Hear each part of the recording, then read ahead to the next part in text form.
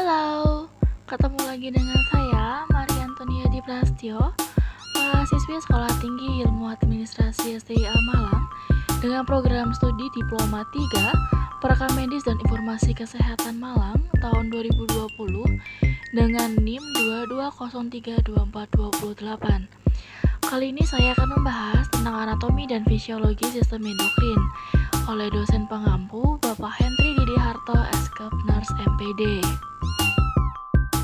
Apa sih sistem endokrin itu? Sistem endokrin disebut juga kelenjar buntu, yaitu kelenjar yang tidak mempunyai saluran khusus untuk mengeluarkan sekretnya. Selain itu, organ tersebut melakukan sekresi yang tidak meninggalkan kelenjarnya melalui saluran, tetapi langsung melalui darah di dalam jaringan kelenjar. Kata endokrin berasal dari bahasa Yunani yang berarti sekresi ke dalam. Zat utamanya disebut hormon. Dalam bahasa Yunani, hormon berarti merangsang. Berikut adalah fungsi dari kelenjar endokrin. Yang pertama, menghasilkan hormon yang dialirkan ke darah guna diperlukan oleh jaringan tertentu. 2. Mengontrol aktivitas kelenjar tubuh. Ketiga, merangsang aktivitas kelenjar tubuh. Keempat, merangsang pertumbuhan jaringan. 5. Mengatur aktivitas perkembangan, pertumbuhan, reproduksi, dan metabolisme. Berikut adalah kelenjar dalam sistem endokrin. Pertama, ada kelenjar hipotalamus. Kata hipotalamus atau hipotalamus berasal dari bahasa Yunani, yakni hipo dan talamus, yang artinya di bawah talamus. Talamus sendiri adalah bagian otak yang berfungsi untuk menyampaikan informasi sensorik dan bertindak sebagai pusat persepsi nyeri. Secara definisi, hipotalamus adalah area kecil seukuran kacang almond, tapi penting di tengah otak. Nah, seperti yang kalian lihat, di tengah-tengah otak yang berwarna putih itu yang merupakan hipotalamus, kecil-kecil tapi cabai rawit. Selanjutnya ada fungsi dari hipotalamus. Yang pertama, fungsi hipotalamus yang paling utama adalah homeostatis, yaitu memastikan dan mempertahankan semua sistem tubuh berjalan stabil. Hipotalamus menghasilkan hormon-hormon yang mengendalikan reproduksi, hormon di kelenjar pituitari. 2. Mengontrol suhu tubuh, rasa haus, dan pengeluaran urin, lapar dan kenyang. Sekresi hormon-hormon hipofisis anterior, menghasilkan hormon-hormon hipofisis posterior, kontraksi uterus, dan pengeluaran ASI. Hipotalamus menghasilkan beberapa jenis hormon yang disekresikan langsung ke hipofisis. Ada GnRF, CRF, TRF, ADH, TS, dan oktosin. CREH mengirim pesan ke kelenjar pituitari anterior untuk merangsang kelenjar adrenal untuk melepas kortikosteroid yang membantu mengatur metabolisme dan respon imun. Ada GnRH merangsang hipofisis anterior untuk melepas hormon perangsang atau FSH dan LH yang bekerja sama untuk memastikan fungsi normal dari indung dan testis. Kemudian ada TRH, memicu pelepasan tiroid. TSH yang merangsang pelepasan hormon tiroid yang mengatur metabolisme energi dan pertumbuhan dan perkembangan. Oksitosin terlibat dalam berbagai proses seperti orgasme, kemampuan untuk percaya, suhu tubuh, siklus tidur, dan pelepasan ASI. Selanjutnya ada PIH. PRIH meminta hipofisis anterior untuk merangsang produksi ASI melalui produksi prolaktin. Sebaliknya, PIH menghambat prolaktin dengan susu, demikian produksi susu.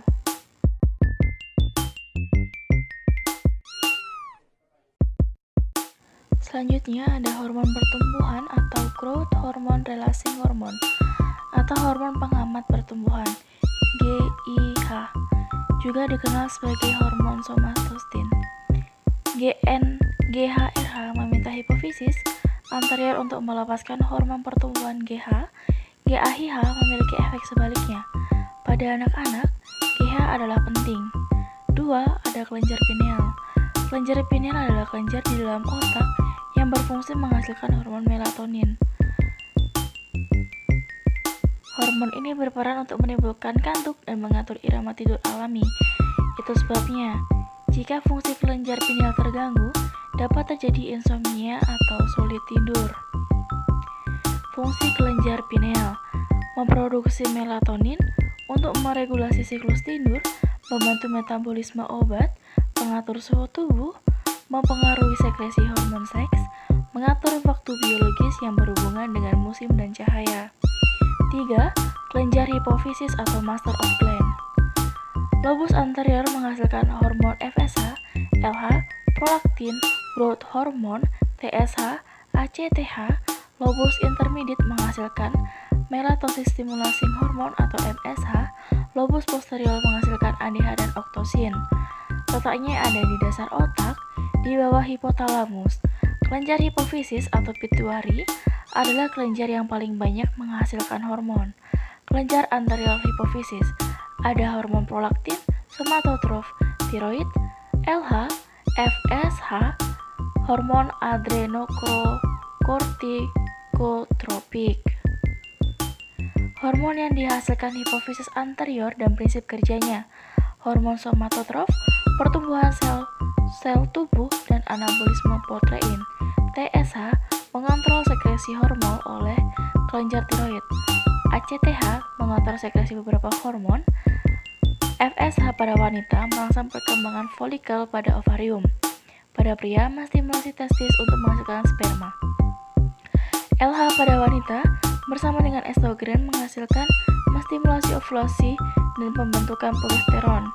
Pada pria menstimulasi sel-sel interstitial pada testis untuk berkembang dan menghasilkan testosteron.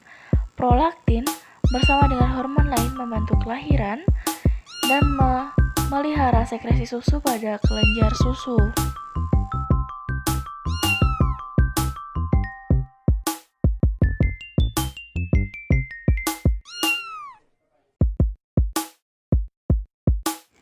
Kelebihan hormon atau hipersekresi pertumbuhan. Growth hormone ada gigantisme.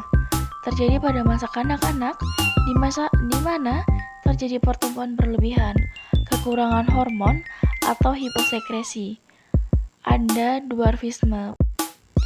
Kelenjar intermediate hipofisis ada lobus intermedian, MSH mempengaruhi pigmentasi kulit. Lobus posterior ada ATH, menurunkan volume urin dengan cara menyerap air dari ginjal dan meningkatkan tekanan darah. Oksitosin memicu kontraksi uretus selama proses melahirkan. Keempat ada kelenjar tiroid atau gondok. Terletak di leher bagian depan di sebelah bawah laring dan terdiri dari 2 buah lobus.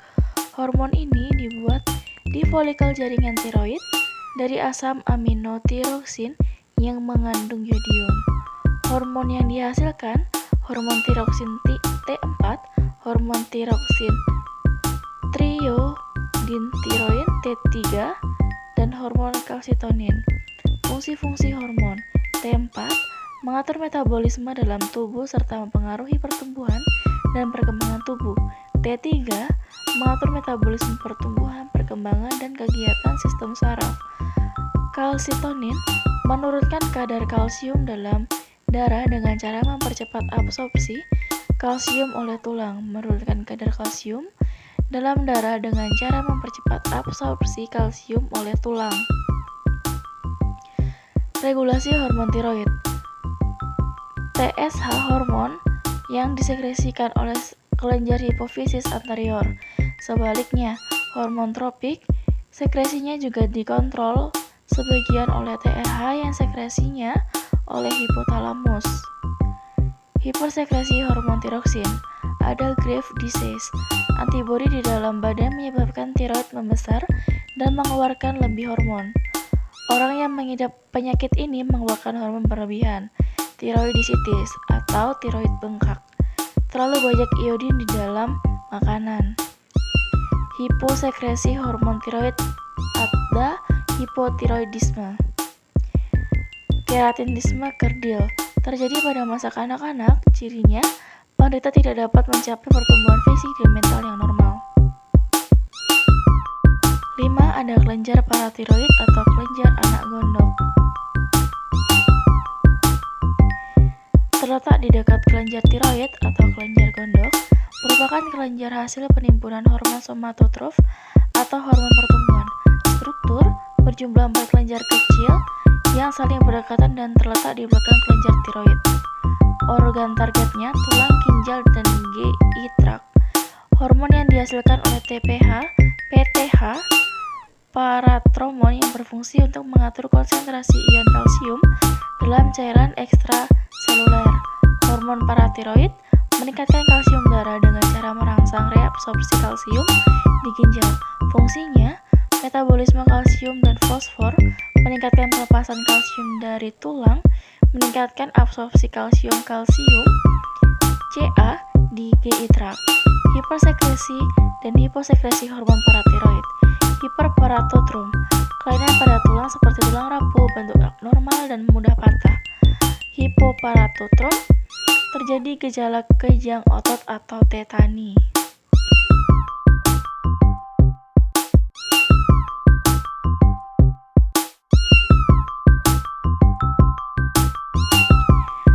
Ada kelenjar timus, terletak di sepanjang rongga trakea, di rongga dada bagian atas. Kelenjar yang bertanggung jawab pada pertumbuhan manusia. Hormon yang dihasilkan, hormon timosin. Fungsi kelenjar ini sebagai memproduksi sel darah putih yang disebut limfosit T atau sel T. Mengaktifkan pertumbuhan badan, mengontrol kekebalan tubuh, mengurangi aktivitas pertumbuhan kelamin. Timus membesar sewaktu-waktu pubertas dan mengecil setelah dewasa. Kelenjar ini merupakan kelenjar penimbunan hormon somatotrof atau hormon pertumbuhan dan setelah dewasa tidak berfungsi lagi.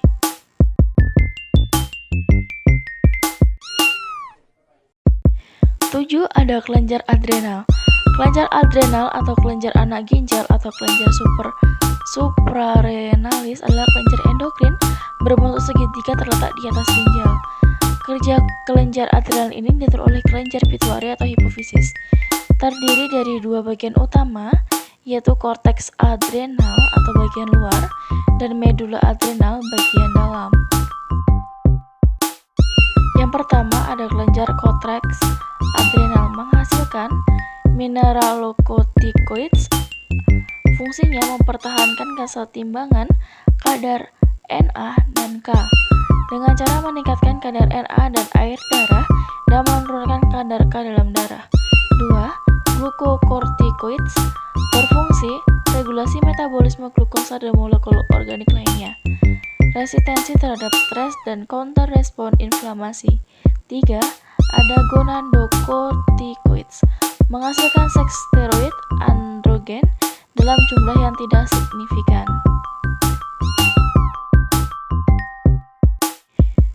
Kedua, ada kelenjar medula adrenal menghasilkan hormon epinefrin, adrenalin, dan norepinefrin, noradrenalin. Hormon epinefrin dan norepinefrin distimulasikan langsung oleh saraf simpatik. Berfungsi meningkatkan laju perombakan glikogen dalam hati dan otot rangka, merangsang pembebasan asam lemak dari sel-sel lemak, meningkatkan pelepasan glukosa ke dalam darah.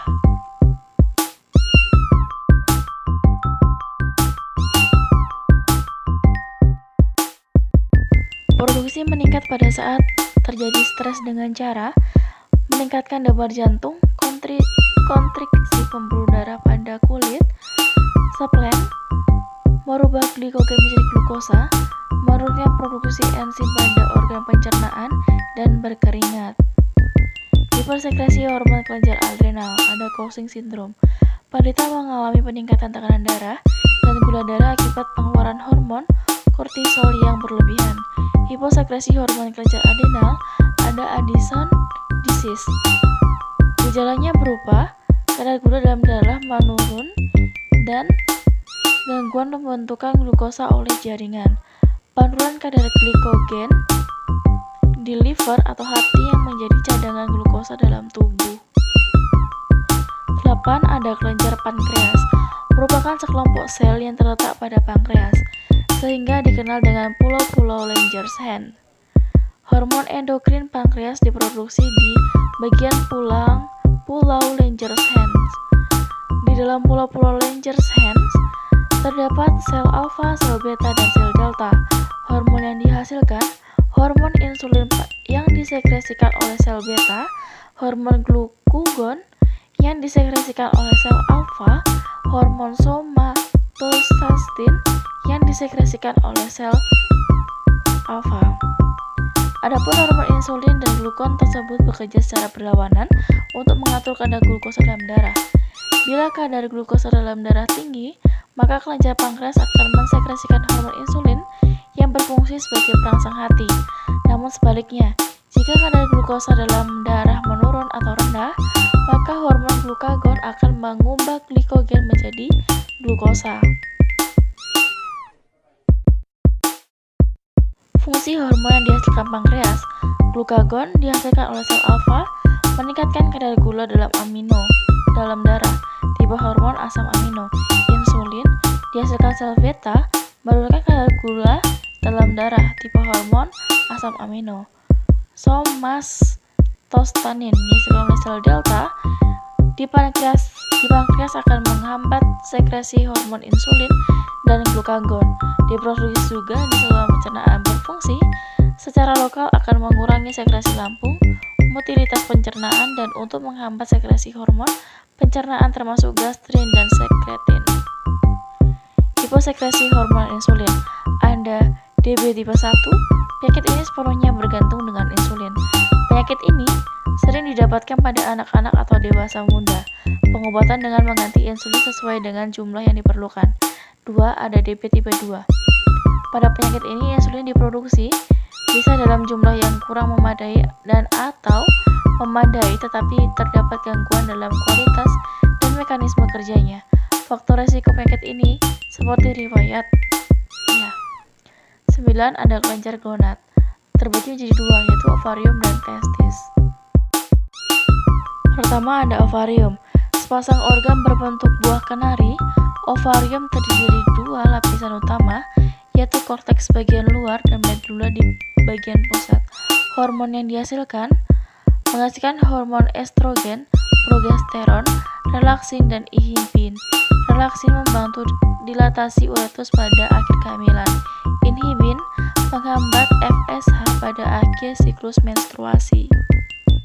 Estrogen dan progesteron berfungsi membangun dan mempertahankan karakteristik kelamin wanita, siklus menstruasi, kehamilan, dan perkembangan kelenjar mamai. Hormon estrogen dibentuk oleh sel granulosa folikel dan sel lutein corpus luteum. Hormon progesteron dibentuk oleh sel lutein. Estrogen dan progesteron mempengaruhi sifat kelamin sekunder wanita atau proses laktasi dan penyiapan endo. Kedua ada testis, merupakan organ reproduksi internal pada pria, berbentuk seperti telur, letaknya di dalam kantong skrotum. Menghasilkan hormon testosteron dan inhibin. Testosteron berfungsi membangun dan mempertahankan karakteristik kelamin seksual pria, regulasi spermatogenesis. Inhibin menghambat sekresi FSH untuk mengatur produksi sperma.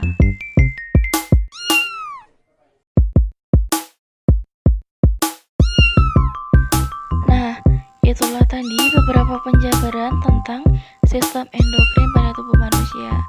Mohon maaf bila ada kesalahan kata. Saya ucapkan terima kasih.